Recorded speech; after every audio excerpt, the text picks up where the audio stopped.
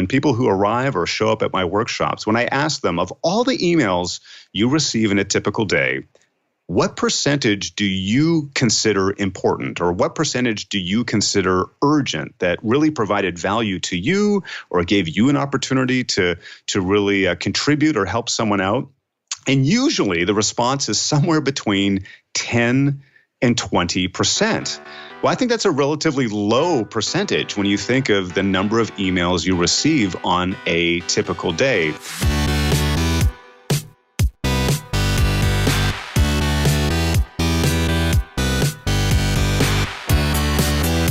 You're listening to The Successful Bookkeeper with your host, Michael Palmer. Listen each week as inspiring guests share their secrets of success to help you increase your confidence, work smarter, and build a business you love. This episode of The Successful Bookkeeper is brought to you by PureBookkeeping.com, the proven system to grow your bookkeeping business.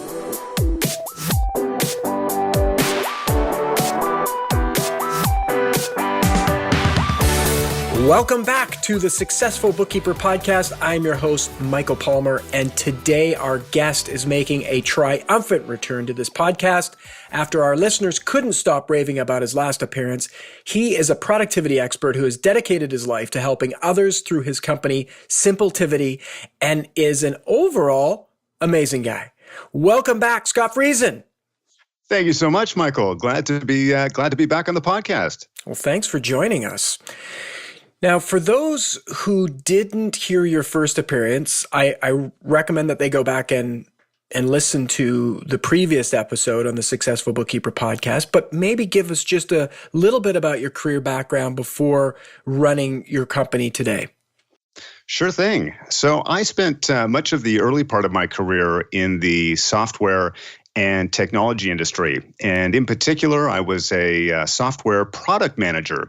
And for those of you maybe not familiar with that term, a product manager is really responsible for the life cycle of a software or multiple software products. So, I really enjoyed that. You really get an opportunity to interface with all aspects of the business since you're the one in charge of developing and improving those products. You're working directly not only with the development teams, but with the sales teams, with the marketing teams, with the support teams, everything within the organization. But I also really love to be able to branch out with the customers themselves. You really need to know what is going on for the people that you're serving. So I loved that role.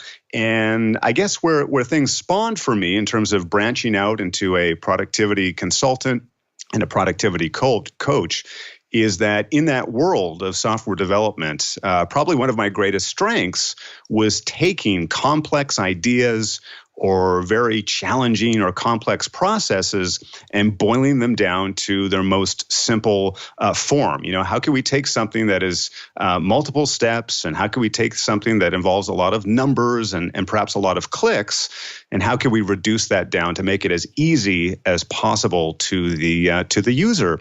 And so that's what I've tried to bring with my own company, Simpletivity, and the teachings that I deliver to individuals and organizations around productivity and time management. I honestly feel that we are all at our productive best when we keep things simple. It's very easy, incredibly easy to make things difficult, and I'm here to try and make things more easy, and as a result, make you more productive. Beautiful. Excellent. And I think that's why so many love you, is that you help them make things simple and their life gets better, which is the feedback that we've been getting. And recently, a Pure Bookkeeping licensee, one of our clients, she recently was a guest on our show. That's Lisa Campbell Marchese. And she told us about how much value she received from a webinar that you'd done for the Institute of Professional Bookkeepers, and that's an association for bookkeepers here in Canada, on email management. And she had a really big improvement in her productivity around email. So I'd love for you to share some of the biggest mistakes that people are making when they're dealing with their email, and we'll actually look at the content that came from that webinar and help our listeners today get something that they can take away and start doing in their email management. Sure thing. First of all, thank you so much for the endorsement, Lisa. And yeah, thank you for all those as a part of those webinars that were put on through IPBC. I was told it was some of the largest that the IPBC Association had put on in the webinar format. Email is often, my most frequently requested topic. And I think it's something that all of us can relate to. Still here in 2017, email is the number one form of business communication. Despite the advances in texting, we're texting a lot more these days, despite all the ways we can instant message one another, whether that's through social media platforms or perhaps other applications that you may use within your business, we are still using email more than any other communication tool available to us. I think one of the things where we often go wrong, one of the places that I start off with when I'm coaching an individual or coaching a team is just how frequently we check our email. Most people are surprised to learn that in a recent study, it was determined that the average professional spends 6.3 hours a day dealing with email. I mean, think about that, 6.3 hours. That's about a third of your waking hours on a typical working day. And of course, it's not just reading emails. It's not just replying to emails, but think of how often you're just browsing, right? Think of how often you take out your smartphone and you're just thumbing through messages, or you're just managing messages, right? You're dragging things into folders, you're adding flags. That 6.3 hour number is everything. Anytime that you are interacting with email in some way, shape, or form. And I think often we do this because we tend to inflate or overinflate the importance of email, right? We think that we need to be on top of everything as soon as it reaches our inbox. We need to be in the know. We need to be able to reply or reply all to certain emails and that type of thing. And yet, when people who arrive or show up at my workshops, when I ask them, of all the emails you receive in a typical day, what percentage do you consider important, or what percentage do you consider urgent that really provided value to you or gave you an opportunity to really contribute or help someone out? And usually the response is somewhere between 10 and 20%. Well, I think that's a relatively low percentage when you think of the number of emails you receive on a typical day.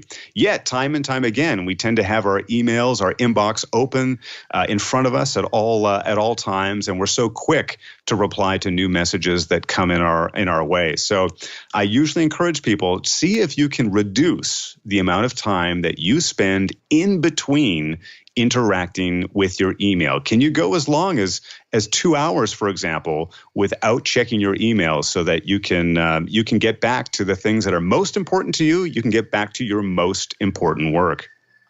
It's remarkable how much we are connected to our devices, to our computers. I mean, everything we do, we're on the cloud, cloud computing, and it started out. It's almost difficult to imagine and think about. Remember, go back in our memory to what it was like before email and cloud computing. What did we do all day?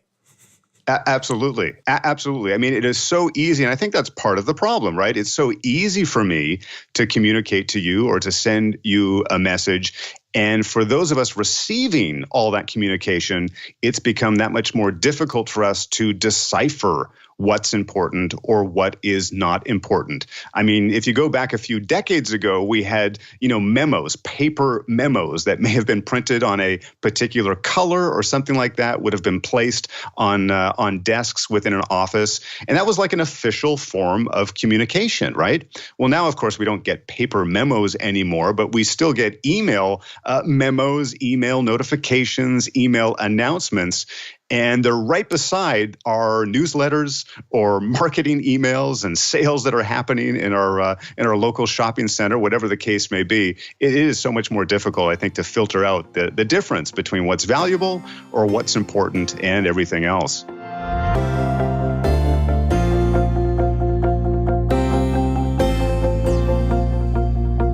Yeah, and it's interesting how when someone had to communicate with someone, they had to pick up the phone or they had to send a fax. And I mean, even faxes are not that old, but they were around for a while, which is a barrier to entry. So someone would have to think to themselves, hey, do I really need to send this? I have to walk all the way across the room to call somebody, or I have to dial these numbers.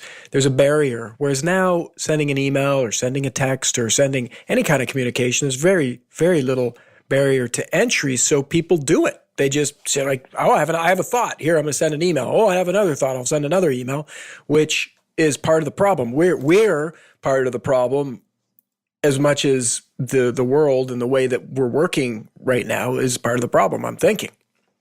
Oh, I think you're absolutely right. In fact, I've suggested to people, more so for a laugh, but what if there was a dollar value, right? What if there was some type of monetary value with each and every one of your emails? Let's say it cost you $1 for every single email that you sent. Would you be sending as many as you currently do today? And I think the obvious answer is no. Of course, I don't recommend that any organization instills such a program within their company. But I think we would look at it differently, right? If there was either some type of penalty or some type of direct cost, and there is a direct cost. I mean, it is our time, it's other people's time. Unfortunately, we don't always think about that when we're sending so many of our email. Yeah, it really, really is. And so how do you start to move people to a better place with their email behavior? Well, a couple of tips that I can share with you and the listeners today. One is see if you can turn off as many of your email notifications as you can. And I'm talking both about your desktop notifications, but also notifications that you may be receiving on your smartphone. If you're a Microsoft Outlook user, I can almost guarantee you're familiar with the little notification that appears in the lower right-hand side of your screen for every single email that you receive, or at least initially. That's, I believe, still the default setting in Microsoft Outlook. And, sometimes that notification can be helpful, right? It tells you the subject, it tells you the sender, and sometimes you can even see the first sentence or first part of the sentence of that email message. But we're receiving so many emails, that is such a major distraction. If your eyes are glancing to the lower right-hand side of your screen every couple of minutes, or maybe even every few seconds, depending if it's a more typically busy part of your day, but extremely distracting to have those notifications on throughout your day. And the nice thing about Outlook and other email clients such as Gmail and a few others is that they do allow you to set up some rules. You can make some adjustments to those notifications. So for example, if you want to be sure that you receive those notifications from your boss, for example, well, you can set up a rule that anyone with this particular email address, or perhaps anyone who puts on the red high importance flag or the high importance exclamation mark, then those will show up as a notification. But everything else will not show up and not distract you from your day. And if you think about your mobile device, whether that's an iPad, whether that's your smartphone, many of us are familiar with the little red badges, a little red circle, usually in the top right-hand corner on your app. So this is when you're looking at your home screen on your iPad or tablet or on your mobile device. You have a little red badge app icon with a number on it. And this is usually telling you that, hey, you've got this many unread emails. It might be just a few, it might be a few hundred, depending on how many unread emails you have at any given time. I strongly encourage people to turn that off as well, because listen, we're getting emails 24/7. We're getting emails all the time. You should not be surprised that you have a handful of unread emails in your inbox. So instead of being tempted to check your email more frequently than you need to, see if you can turn off a number of those notifications on your different devices.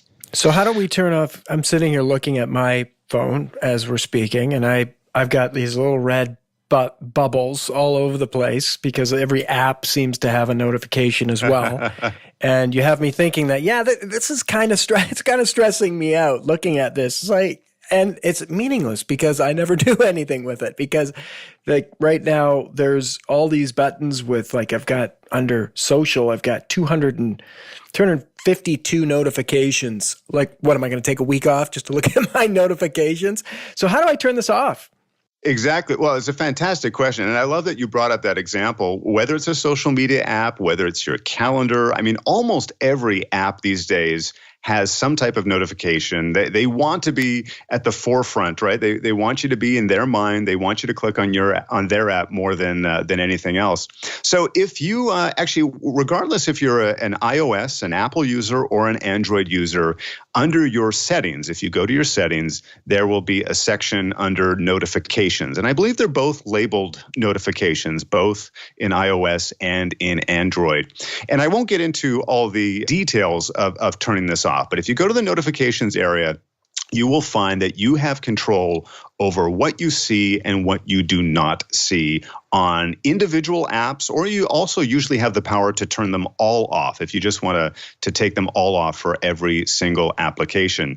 And again, when it comes to these devices, usually there's multiple notifications. So right now we're talking about the badge app icons. That's usually how they'll be displayed or referred to, a badge app notification. Those are the red ones.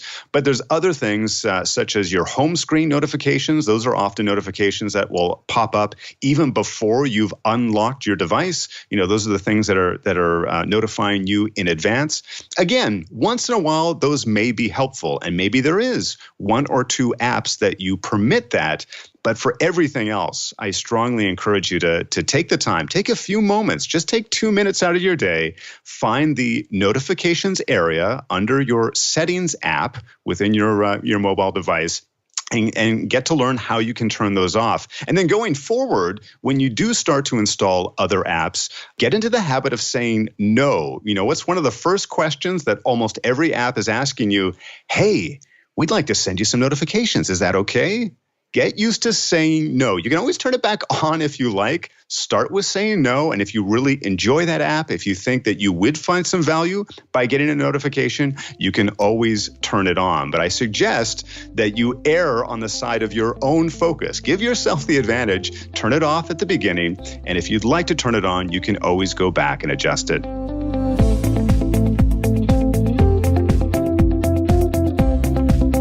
I love it. I'm going to do that. I think it's for me that's a big win because I've always trying to I open them up and I just open them up so that the notification, the little bubble with the number in it goes away. And so it's just one of those things that I do that I don't really think about. But after we get off of this conversation, I'm going to do that.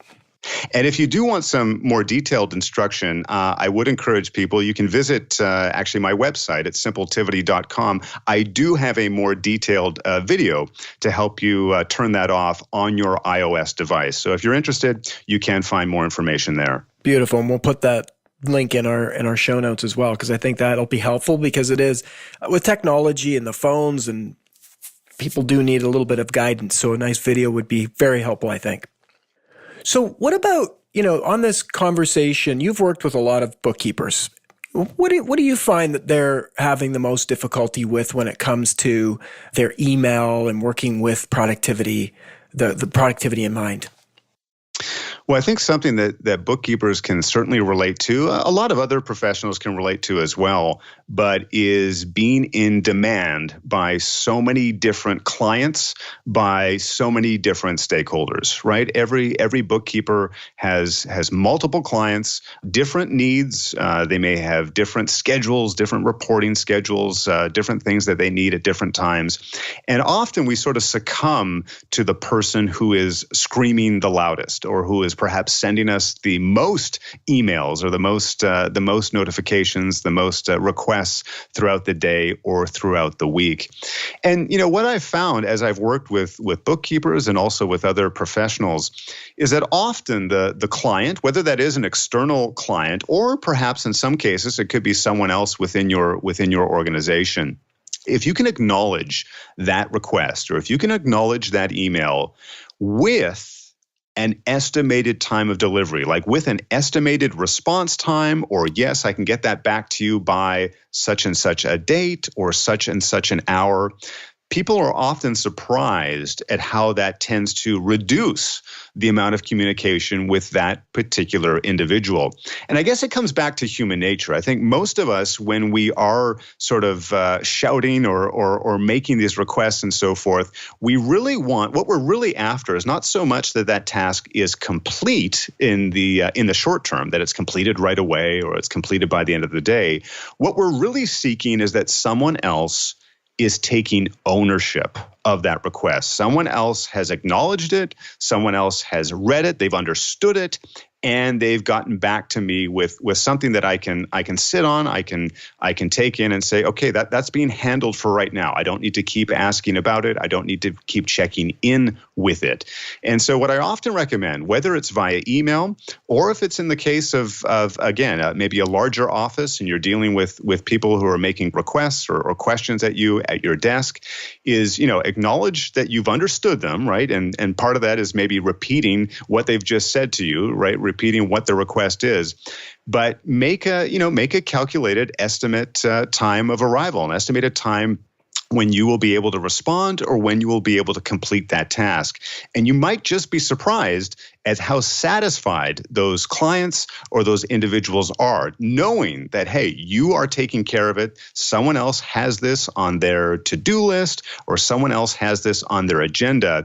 And hopefully, now again, part of it is science. Part of it is doing a best estimate or a guesstimate. Is that you're accurate with your estimate, right? That you can get back at that particular time. But acknowledge combined with giving them an estimated response time can go a long way.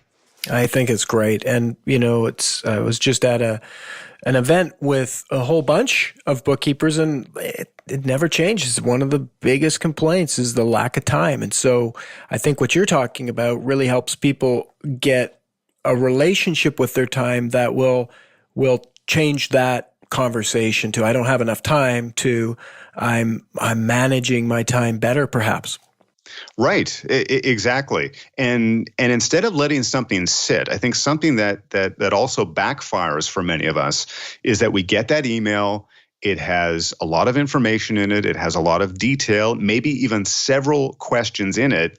And we say to ourselves, well, I don't have time to reply to that right now, so I'm just going to wait on it. I'm going to reply to that later this afternoon, or I'm going to reply to that tomorrow morning. Meanwhile, that individual is they're not sitting on their fingers. They're not just sitting by the computer or sitting by the phone waiting for a response, but it's lingering on their end as well. Have they received it? Have they looked at this? Can I get an answer? And often it is worth your time. You're actually going to save yourself some time in the long run, and probably a lot of worry as well, if you can send just a very quick reply, right? You're acknowledging that you've received it, you've read it, or maybe at the very least you've scanned it, and you can say, listen, I'll get back to you with a detailed response tomorrow morning, or by X date, or in a couple of hours, whatever the case may be.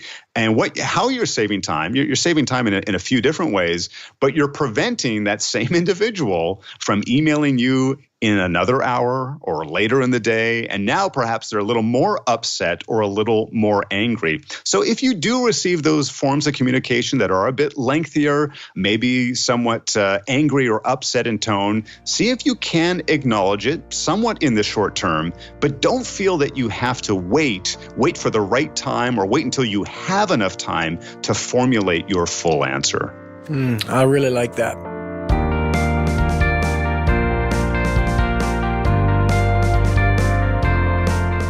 There's so many new apps and ways that people are communicating. I guess if we're talking about email, we're moving information, we're transferring data to people in words. And so we had the fax, we had the telephone. Those were primarily how people in business communicated, snail mail, of course. And now we had emails had a really long run.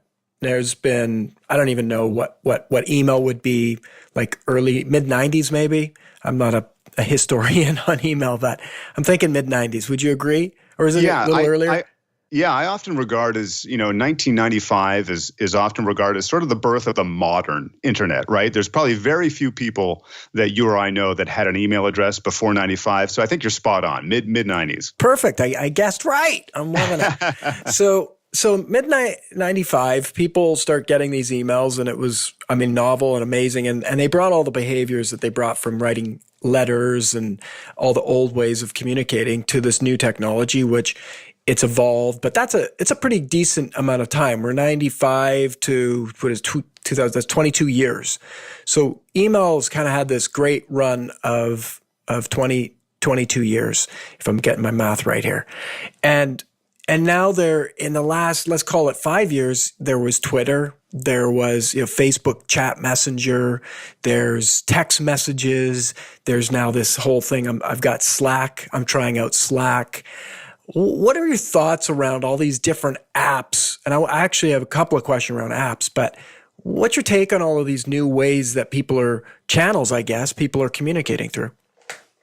Well, there's a few different things. One of the things that I wanted to bring up is that I think some of these shorter and more immediate forms of communication, such as texting, which again, all of us are texting a lot more frequently than we ever have before. Although chances are you're only texting with people, within your close circle, right? The people that you work with directly, or your family members, and so forth. Typically, we're not sharing our mobile line with the entire world, or people have at least some etiquette as in terms of who they're texting and whom they won't. But I think with texting and Twitter, with this immediate form of communication, it has had some backlash in the world of email, because many of us are now treating email as if it's a text. And I don't just mean by the way we craft those emails, by keeping them shorter or writing the entire message in the subject line, but also our expectation of a response time. Now, if I'm going to text someone, I'm usually only texting that person because I do expect a shorter response time, right? I'm already filtering before I take out my phone as to the type of question or the types of things I'm going to be saying and what I want to receive back. But I think it has had somewhat of a negative effect on email, because we start to treat email a bit more like a text messaging application. But I'm really glad that you brought up a solution such as Slack, which I'm sure there's a number of your listeners who are using themselves. And if they're not using it, they've probably heard of the name as well, and are perhaps interested in trying it within their organization. And I love the idea around Slack, right, about keeping your communication focused. For those who don't know a lot about what the Slack application is, it is primarily a communication tool.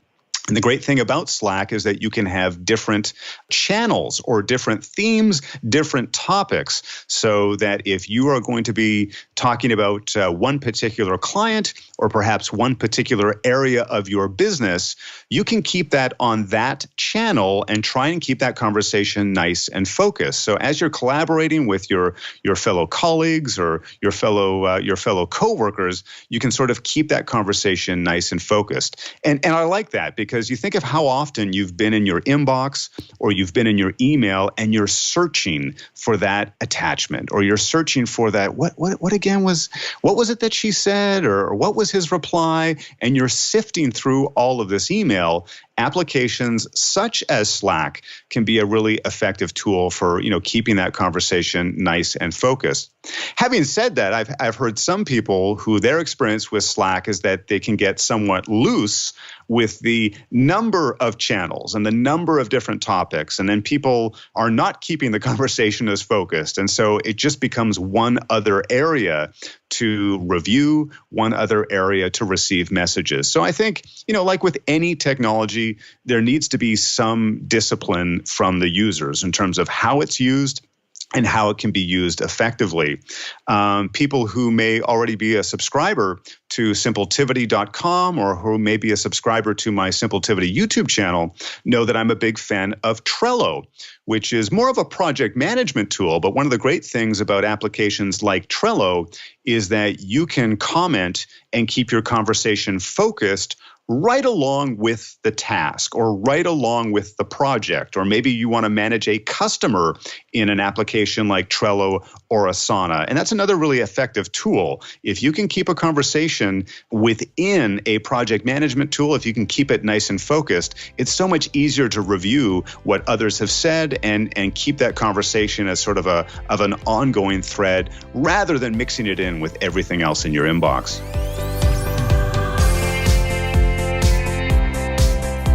Yeah, those Trello, big fan of Trello. As I mentioned, Slack, I'm brand new to Slack, and I actually think it's really confusing. I like some of the features of it. I do really enjoy the text messaging stream with other people without it being on a phone or a device. And the problem, I guess, with Slack right now is you have to be a Slack user for it to actually work. If someone doesn't know how to use it, it's not going to be very effective or productive. But what I do like is that focused, as you're mentioning, focused communication and focused channel where it's, hey, I'm talking to one person, it's about a specific topic, and it's all right there. I can go back and review, grab certain things, and that's really, really helpful. But I think people that are new to this would have a better experience with Trello. And I would think that, and I'm trying to figure out how Slack and Trello can work great together. But I love Trello. It's, again, really focused way to manage a concept, a project that we're working on, and be able to see everybody chiming in on what's happening or making requests of people and checklists. It's really, really powerful tool. Very simple too. Very simple to use, very inexpensive to use. Extremely simple and very open-ended as well. I find, when I first try to describe someone what Trello is without actually showing them the application, it can sometimes be challenging because it's not a spreadsheet, it's not a Word document, it's not as structured in many ways as those types of applications, and it's certainly not something like Microsoft Project with different charts and all these complicated things that you need to set up in advance. Yeah, Trello can really be as simple or as complex as you would like it to be. And I know for many bookkeeping organizations, there's many teams that are as small as 3 to 7 individuals. Trello can be an excellent tool. Number one, it's free. There are some additional features if you do wish to subscribe to business class, but about 80% of the features are 100% free. And again, you can set it up in so many different ways, whether you want to manage clients, whether you want to manage projects, you might even want to manage your documents or other processes within your organization. Very, very flexible tool.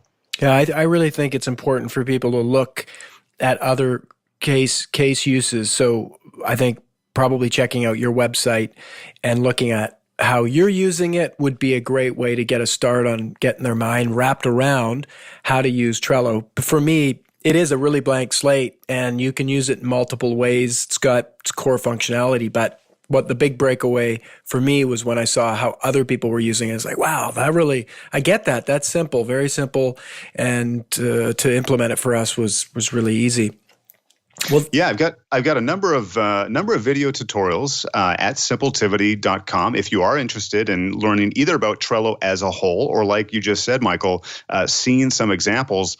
And if you're wanting some even more examples, I would encourage you just to Google Trello accounting or Trello bookkeeping. You will come up with some really, really excellent examples from other users in the Trello space. So yeah, it can be a great exercise to look at how other people have set up their Trello boards and see if there might be something that would work for you.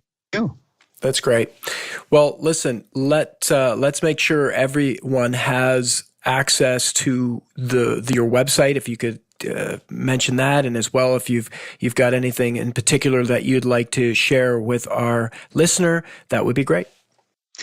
Yeah, thanks, Michael. The best way to reach out to me and find out more information about both my services and a variety of tutorials and blog articles would be at my website, simpletivity.com. That's simpletivity.com. TIVITY.com. And I'm sure Michael will include it here in the description of the podcast. I release new videos almost every week. Many of them are tutorial based. So if you're interested in learning some simple applications that can help you to be more effective, can help you and your team more productive, you'll be sure to want to log in and access my information at simpletivity.com. That's fantastic. I love it. I think having those web tutorials just give people a real leap forward in what they're trying to do. And today has been fantastic. I've gotten a lot of value out of it myself. I'm sure the listener right now is listening, thinking they can't wait to get back to it and clean up some of the ways that they're doing their email and the conversation of productivity. So thanks again for being on the show. Well, you're most welcome. Thanks so much for having me, and look forward to the next one. You betcha. Well, that wraps another episode of the Successful Bookkeeper podcast. To learn more about today's guest and what a productive guest he was, and to get all sorts of valuable free business building resources, you can go to thesuccessfulbookkeeper.com. Until next time, goodbye.